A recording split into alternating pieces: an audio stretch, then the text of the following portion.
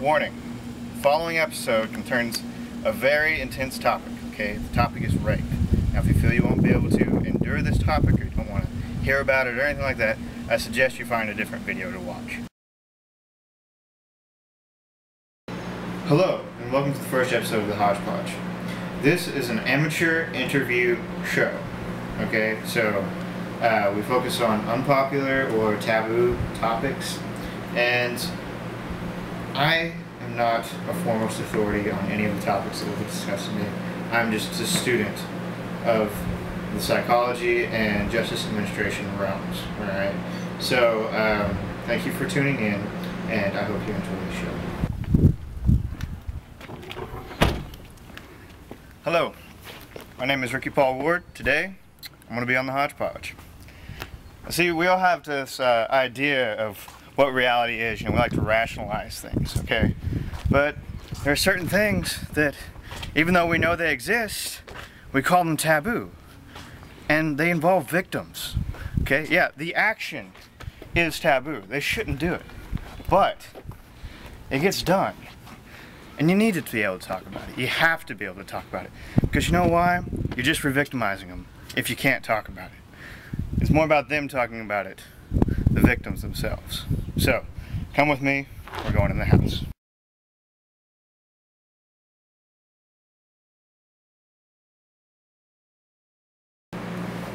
Okay, to really define rape, I'd like to use the legal definition of rape, and the legal way to define rape is an act of sexual intercourse accomplished with male or female who may be of the same or opposite sex of the perpetrator.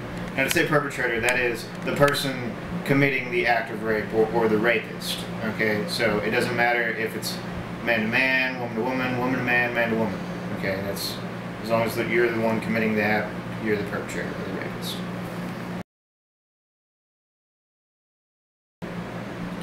Do note when I say sexual intercourse, I'm talking about any amount of penetration of the vagina or the anus by the penis. And note, this is any.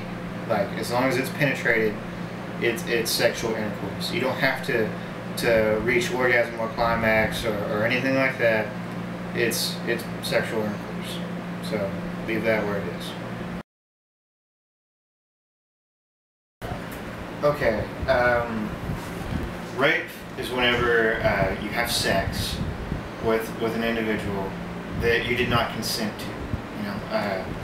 You don't want to have sex with them. You've told them you don't want to have sex, and they still have sex with you. That's about it, as base as I can get it. Is sex you don't want. Okay, consent is whenever you want them to do that. Whenever your answer is yes to having sex, you actually want to do it. Now, in all instances, any victims under the age of 14 cannot give consent under first-degree rape, and any victims under the age of 16 cannot consent under second-degree rape or oral anal sodomy.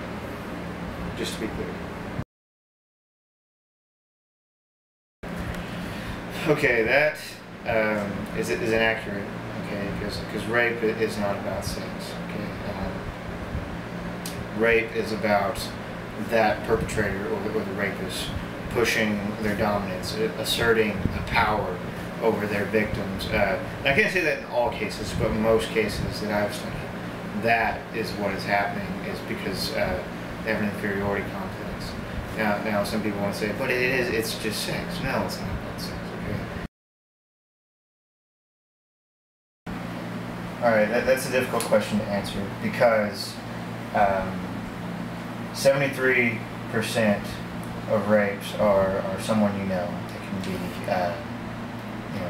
family member, your partner, or your girlfriend, boyfriend. They can also be your best friend from down the street, Timmy, that you've known forever. The rest, the 27%, are actually stranger rapes. But these people, you can't just pick them out from everyday people. It's not some dude with a gunny sack over his head lurking in the bushes all the time. It can be Joe Schmo down the street that's a millionaire and handsome and You know, you never expect a thing from them. Or it could be grandfather, or it could be dad, it could be mom. You know, it could be your brother, it could be your sister. To really pinpoint who a rapist is, you know, there's lots of aspects of it, and it's usually the results of individual, relationship, and cultural factors. So I can't tell you how to spot them.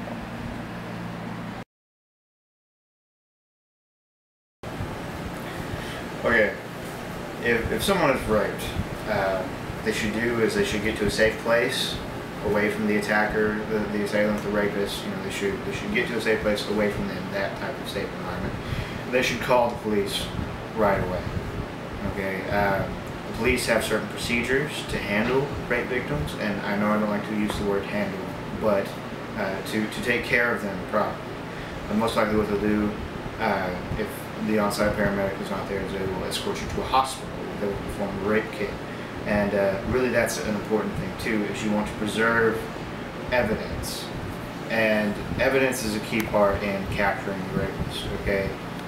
Not just you being able, or the victim being able to ID them, but DNA, what they used, you know, all the info that comes from a rape kit, or the evidence that is left with you, is very important. So yes, get someplace safe, preserve the evidence, call the police, and be as honest and truthful as you can. I understand that many rape victims feel like they're reliving the situation every time they tell it, but you have to do that so they can really get the rapist. Okay, so be full disclosure for what was going on. Okay, because that person is the victim, and you're not on trial. They didn't do anything wrong, so that's how you should handle it.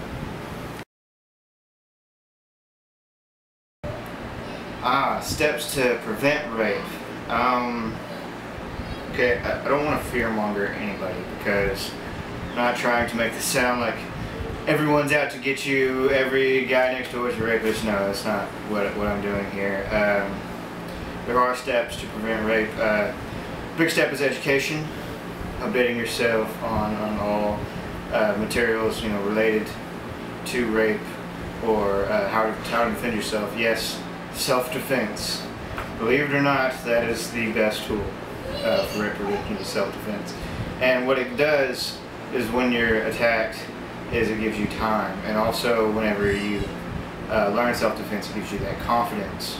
Okay, like Ted Bundy, there in his interview with Roy Hazelwood, he said that he went after women that were, of course, you know, a certain characteristic that they like, but also they were middle-class women that he assumed were so confident that it wouldn't happen to them. They felt it could never happen to me. So those were his victims. Those were the ones he picked up. But no, it is possible. So to prevent it, you have to know, first of all, it could happen. But you also have to know how to defend yourself, and what it is that you're defending yourself from. So study, educate yourself, get rid of the ignorance.